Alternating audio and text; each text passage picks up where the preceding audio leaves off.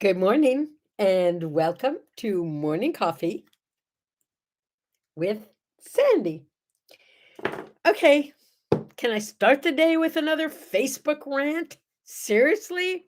Okay, look, it's been so long since they put me in Facebook jail for doing my Facebook Live with you. I thought, well, this morning I'll try it again. I mean, who knows? Maybe they've decided to let me out of jail. So I went to Facebook Live and I set it all up so that I could do that with you because I love when those little hearts come running up the side from your messages. And it said, okay. And I started, and then the screen went blank. And then it said the same thing it always says, you've been locked out. But again, it canceled my account again. And now I have to come up with yet another password. I'm running out of passwords, Facebook. You can't keep doing this to me. Anyway, I guess we're just destined to be a group that meets right here on YouTube. So thank you, YouTube, for being so easy to use in this respect, even if you are very difficult for people to find me in the morning. Thank goodness for the replay. Yes, it'll be ducky. Mm. Okay, so I was so looking forward to feeling like we were interacting a little bit more. There's Indy. I see he's here with me. Good morning, darling, from the other room. Yeah, I could have used someone holding my hand with Facebook this morning. I wore pink red glasses just in case Brave Man is watching me today because I know Brave Man loves my glasses. Indy did something very cool yesterday. He did. Well, he did a lot of things that were cool yesterday. He was busy yesterday. But my favorite thing that he did was he took the keys to my car, backed it out of the garage, took his car out of the garage, moved things around so we have so much room in the garage now. I know my car is not going to hit anything, but more important, he set up the ping pong table. I almost did that ba-bam thing. Be kind, be strong. Good morning. I'm trying to be kind, and I am being strong, and it is a good morning. And Indy and I got to play ping pong yesterday in the garage. It's a big garage. It's like a oversized two-car garage. It's like 3 cars or 4 cars. I don't know. It's a big garage. And we've got a he hung a chandelier in the garage and Persian carpets on the ground. Yeah, that's where we park our cars. It's bigger than both of our offices put together. I said we should move out there. The garage is huge. Anyway, we played ping pong. Ping pong is fun and it's kind of like exercise, kind of, don't you think? I'm going to do real exercises today. Yesterday, I noticed that I was having pains, not like stomach aches, but like it hurt. And then I realized they worked me really hard yesterday in physical therapy. They had me doing these ab exercises, and what I felt was that sweet pain of working out. Yeah. So now I let a day go. So today I have to work out again. It was awesome. Seriously awesome. Good morning, Tracy. Is my little guy with you? Because I have him on. Good morning, Stephen. Okay. Okay, I promised Tracy I would talk about the website this morning. Yes. Yes, because she threatened me that if I didn't tell you what I did, she was gonna take away my tennis, chocolate, and anything else she could think of. Don't take anything away. I spent most of the day yesterday working on the "What do I say, what do I do" website. It hasn't been updated in ages. And we've got to get all the new products on, so we're trying to clean it up. And the guy who does it for me is very, very expensive. So I decided I would try and do parts of it myself, whatever I could do. So I did updating yesterday. I'm not going to lie, I actually enjoyed it. I updated some of the stuff and I wrote some new stuff in there. Today, I'm going to be working on how to put photographs back up, new photographs, not the old ones. So we'll see how that goes. I think it will be Ducky. Yes, I do. Um, he's still sleeping. Oh well, tell him I said hi. It's National Candy Corn Day, which makes sense because hello, tomorrow is Halloween. And do you remember when we used to make little baggies of candy corn and tie them all pretty with little Halloween colored bows, and that would be what you gave out? Halloween is not what it used to be. Can we talk about Halloween in the old days? Seriously? Do you remember what it was like when you'd make popcorn balls and wrap them up as presents, or you'd make Halloween cookies and give them out? And then people apples, a lot of apples, and then people did that whole, I don't even know if it was true, the razor blades and the apples and the poison stuff from people's homes. So then your parents said you can't have anything that's homemade, it has to be packaged. And then people gave out really cool stuff, like packages of candy and packages of cookies. I remember getting bottles of Coca-Cola. Do you remember that? And you'd go back to that house as many times as you could. Like a whole little mini bottle of Coke. Oh, that was awesome. Well, what else? When I first started doing things for trick or treaters, when I had my company, I used to take a helium tank to wherever I was celebrating if I wasn't at my house. Like if I go to my daughter's, I would take a helium tank with me and I would actually blow up like 100 white balloons and start drawing things on them for Halloween. Witches and bats and moons and writing kids' names on them. And I gave them white helium-filled balloons for Halloween, which was great because you could see them in the dark, and now you buy these bags of mixed candy and just grab a handful, throw it in. It's, like, not what it used to be. Kids don't know how special it used to be. When you get things that weren't candy, not that you didn't want candy, because you got tons of candy, but the people who had the pennies, people used to give us pennies. Oh, we loved getting pennies. Okay, later it was nickels and dimes, I admit, but pennies was like a wonderful thing to give out and so safe. And the costumes were so well thought out. And now parents go buy a costume. Now, that's not to say that there aren't some amazing costumes out there. I tried to Tracy put up a thing where she said, "Come on, share your great costumes." I tried to share one I saw yesterday, but it wasn't shareable on Facebook. So this young man who I've known like almost since he was born is now, I think, a freshman in college. And he came up, maybe he's a senior in high school. Anyway, he came up with this costume. I've never seen anything like it. He was a water dispenser. Yeah. He had a big Sparklets bottle on his head. He was dressed all in white with like button, like little things like you'd find on a water dispenser, and even a little hose that was somehow attached to water he had hidden somewhere in his costume so you could actually come up and get water out of him. I He wins. That was awesome. Or I also somebody posted a picture at an airport and the heading was, "This guy wins Halloween." It was a pilot with sunglasses and a white tipped cane. Yeah, not funny at an airport. I don't know, but it was a pretty funny Halloween costume, but at an airport? I put a note on the door sending them up the street to the church carnival, and I haven't had to buy candy or gotten a knock on the door in 15 years. Well, it's hard for you to keep coming to the door. We love going to the door. We love every time the doorbell rings and the dogs start barking. And yeah, no, that's all fun. I love that. I love that. I think we may have to eliminate the dog issue this time, though, because they drive us a little crazy.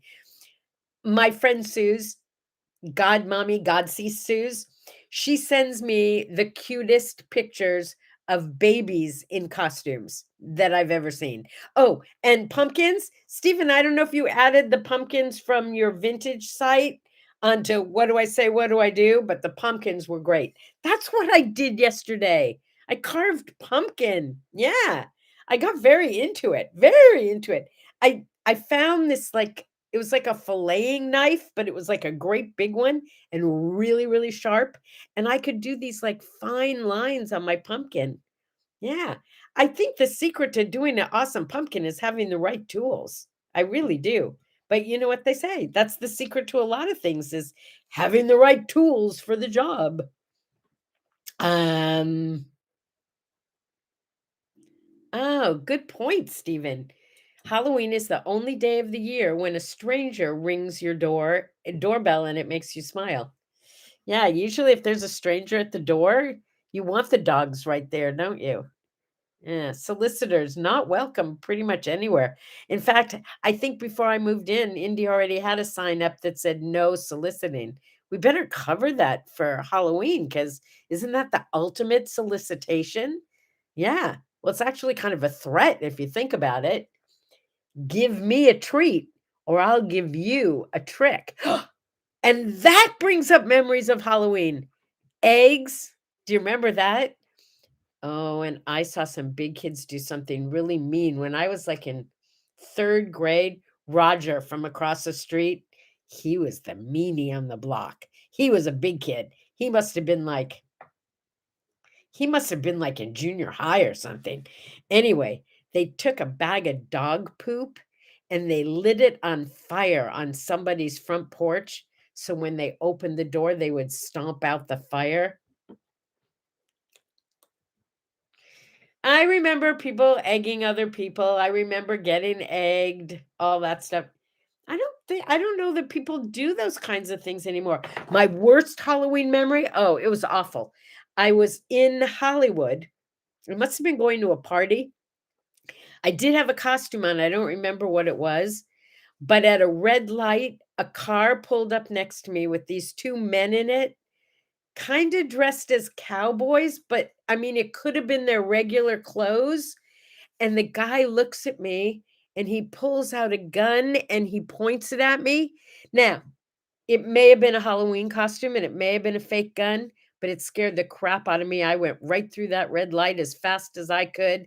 I was terrified. I'm not going to lie.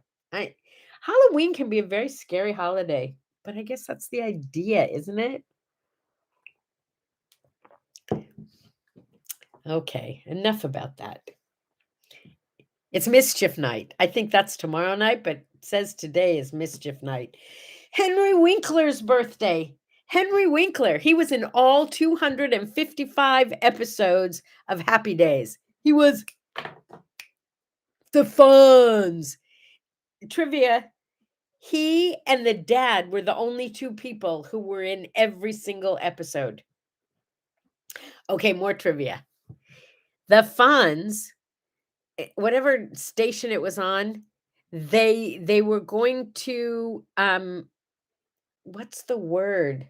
They weren't going to let him wear his leather jacket because they thought the leather jacket was a reflection of someone who was not a good human being, right? Leather jackets were bad.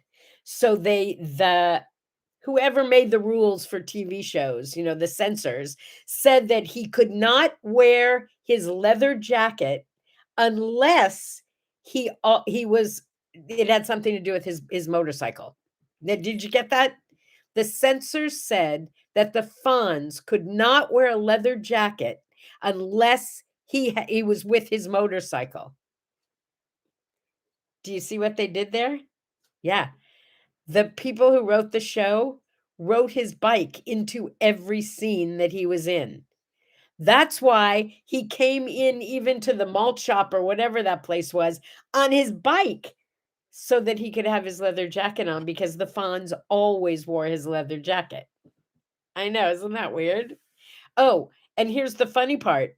He was not a very good motorcycle rider, and apparently they had a bazillion little mini accidents with him hitting parts of the set and all that kind of stuff because he wasn't very good on that motorcycle. I'll tell you what he was, however. He was someone that I had a close encounter of the first kind with. Yeah. Don't you love that close encounter of the first kind?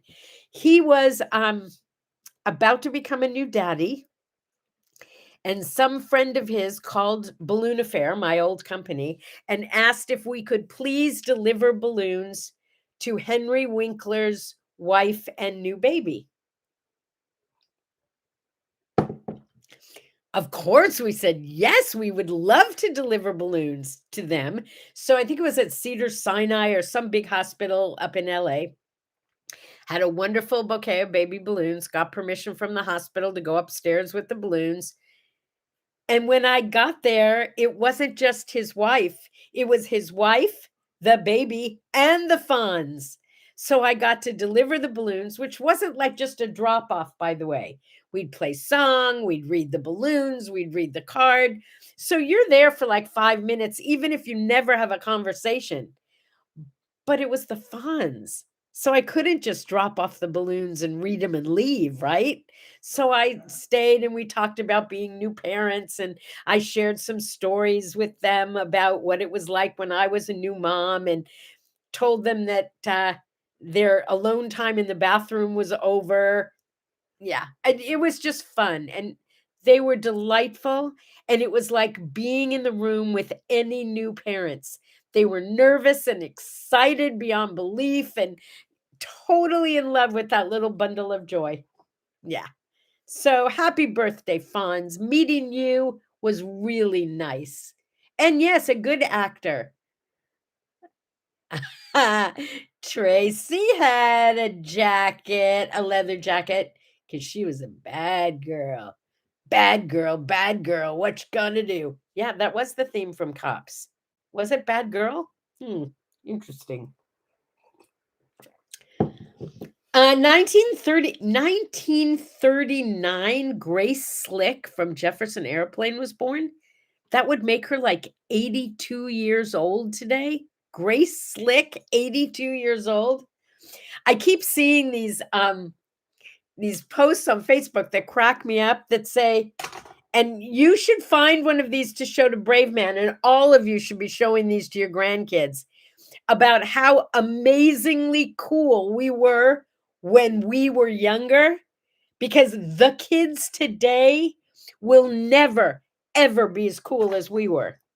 True story. We may be getting older and they may think they got it all going on technologically, but coolness, musically, in terms of what our generation changed and did, they got nothing on us. Nothing. Tell your grandkids, your granny wore mini skirts, dude.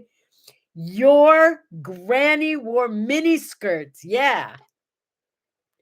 I kind of still do because my legs are only 24 inches long. Did I tell you that? I measured, I had my inseam measured.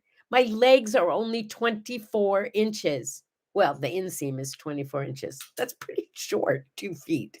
That's why my swimming pool, if they ever start digging it, is going to be only 4 feet so that I won't drown in my pool by standing up. Yes, I think that's very important. Grace Slick, Jefferson Airplane. Wow. Wow. Oh, I can get leg warmers, but leg warmers go all the way up to my waist. Yeah. Grace Slick. Nothing's going to stop us now. Jefferson Airplane, and then Jefferson Airship. She stayed with it even when they changed. White Rabbit. One pill makes you okay. I don't want to do songs. I don't know what they're going to do to me, but yeah. We built this city. We built this city. Yeah. You know what? I don't remember thinking to myself at the time, wow, I love Jefferson Airplane, Jefferson Airship, but apparently I really did. Oh yeah, and go-go boots. We had go-go boots. Carnaby Street. Yeah. We were cool. Oh, you know what today is? It should have been on Halloween. That would have been even better. But today is the anniversary of the day that Orson Welles went on the radio and he was doing is it coincidence that it's Orson Welles and H.G. Wells? I don't think they were related in any way.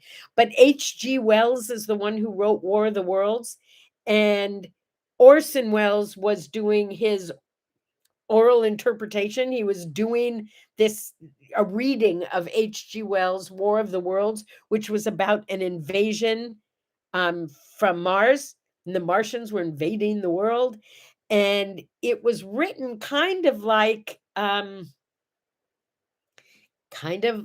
like a radio announcement, warning people and telling people what was going on. It was like the broadcaster was scaring everybody. Anyway, a lot of people missed the beginning where they said it was just a dramatization, and people all over the country were listening to Orson Welles, who was amazing to begin with, and believed that the Martians had actually invaded the United States, and people panicked everywhere. Yeah. Oh, Tom Cruise movie, the War of the Worlds. My friend Lori was in that movie. She's one of the people in that great big ball. Yeah, she's in that ball. I gotta watch it again. Of course, I remember when Twiggy was a thing, that biatch. Who wants to have a model that's this big? Literally, they called her Twiggy because she was as big as a twig. And all of a sudden, that became what you should look at. What happened to curves and boobs and butts? Twiggy. I'm sorry you brought her up. You may have just ruined my day. Oh, yeah. Okay. Not my whole day, just that moment. Remember that meme that I did, the word art that I did, the quote that said, everybody has bad days, but sometimes they just last a minute or two. I'm over Twiggy already. 1974, right here I think it was in California. I'm not positive. It was the Rumble in the Jungle. That's right. It was Ali against Fraser. George Foreman. Everybody was sure George Foreman was going to win. It was like hands down, but he didn't. No, he didn't. $100 million came in for that fight, and there were over 1 billion viewers. Over 1 billion viewers, and the favorite lost. A lot of disappointed people, I would imagine, but not Muhammad Ali. Yeah. Ba-bam, indeed. That's where I got it from. I know it is. It's because I like boxing. Bam, bam, ba-bam, bam, bam, ba-bam. See? I could do this. I could totally be a boxer, except that I wouldn't want to hit anybody. So how would I get those two things, to work together? I don't know. John Adams' birthday in 1735. John Adams, Thomas Jefferson, and James Monroe, 3 of our presidents, all died on the 4th of July. Not necessarily right at the same moment, but don't you think that's like, it's like my ex-mother-in-law died on her 100th birthday. A president of the United States dying on the 4th of July. Isn't that kind of the same thing? 3 of them. Yeah. That's a lot. Okay, happy birthday to John Adams, and death to the rest of you. 1943. You gotta hand it to this guy. A Canadian, for those of you who are. Gus Bodar. Gus Bodar. He was on the Toronto Maple Leafs to start out, but he had a long career. Chicago Blackhawks. Got that? He played for the Chicago Blackhawks for a while, and also for the Boston Bruins. But the thing that's so cool about good old Gus is in his very first pro game, first NHL game, very first, in the first 15 seconds of his first game, he actually scored a goal. Can you imagine? Can you even imagine what that must have felt like to him? And can you imagine the pressure he must have been under for the rest of his career? It's like, dude, you scored your first goal in 15 seconds. You should be scoring goals every 15 seconds. Bring it. Yeah, you don't want that to happen too fast, because kind of sets a precedent. I don't think he had that glorious of a career because honestly, I never heard of him. Did you? Yeah, but first 15 seconds, he scored his first goal. Oh,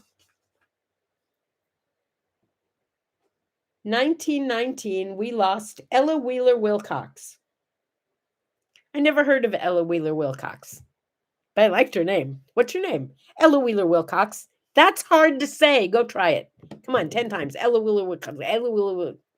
Ella Wheeler Wilcox. Yes. So here's the deal. She was the US poet, maybe the US poet laureate. I don't know. But she was a US poet. This was 1919. You know her stuff, even though you might not know her name. She was the one who wrote Laugh and the World Laughs with You, Cry and You Cry Alone. I think we've all heard that before. But did you know that Laura Wheeler Wilcox was the one who said it? She had another quote I liked. To sin by silence when we should protest makes cowards out of men. Can I just read that one more time? To sin by silence when we should protest makes cowards out of men. She was good. She was very good. Okay. And for those of you who are watching the replay and can't see the comments, Indy, I don't know if you're paying attention right now. Yeah. Tracy says that Stephen may be replacing you in this show because he's the one who's coming up with all the side information to go along with what I'm saying. And Stephen thinks you're just waiting for him to mess up so you can step back in. You can step back in anytime. There's room for all of us. There's room for everyone in this world if everyone makes some room.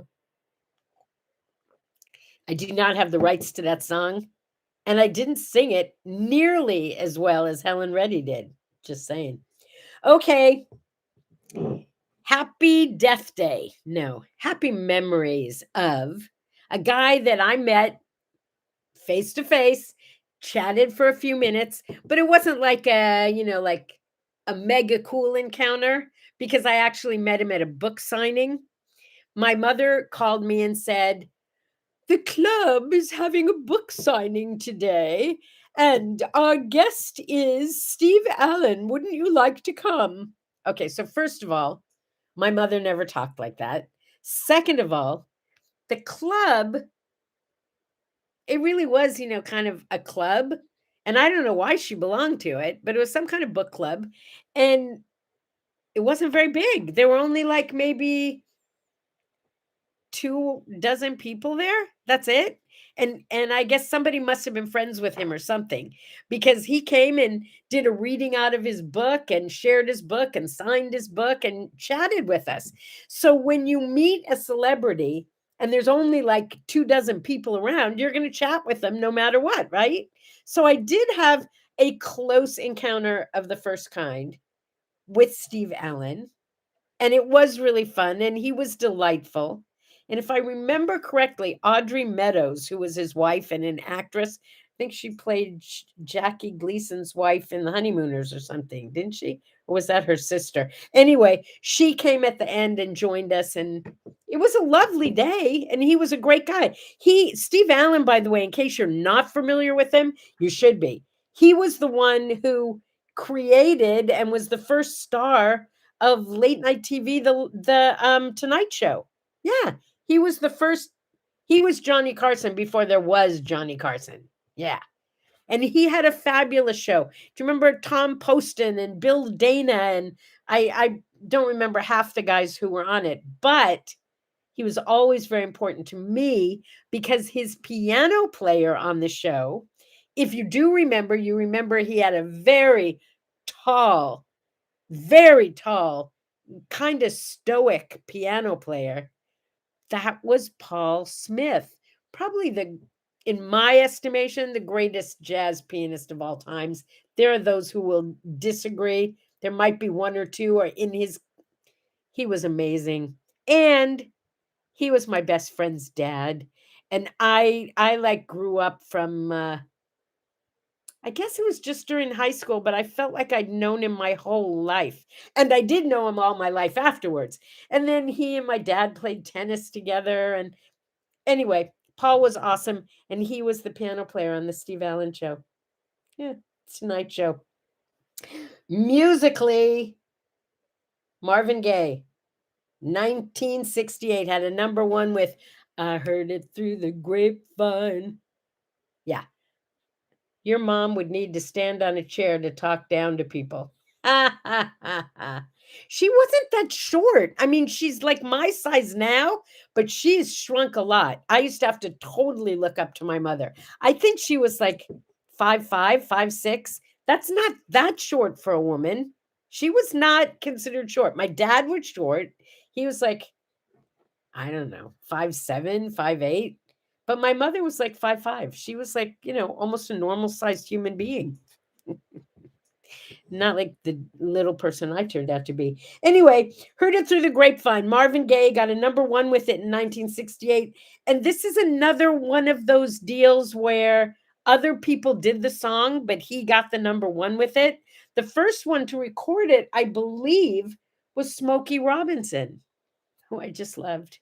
One day, my husband and I got off a plane and we were walking down the hallway to go get our baggage, and coming the other way, all of a sudden, my husband goes, "Hey, Smokey, what's happening?" Just like that. And there was Smokey Robinson waving back to us, just like right next to us. It was very cool. Yeah, he's a handsome man, very handsome man.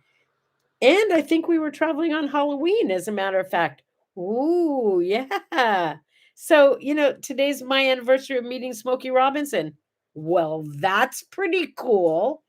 Oh yeah, and then Gladys Knight and the Pips, they did it too. Before Marvin Gaye. But Marvin Gaye, he got the big one with it. I heard it through the grapevine. Okay, 1982, the Aussies, Men at Work. Yeah. Men at Work did Who Can It Be Now?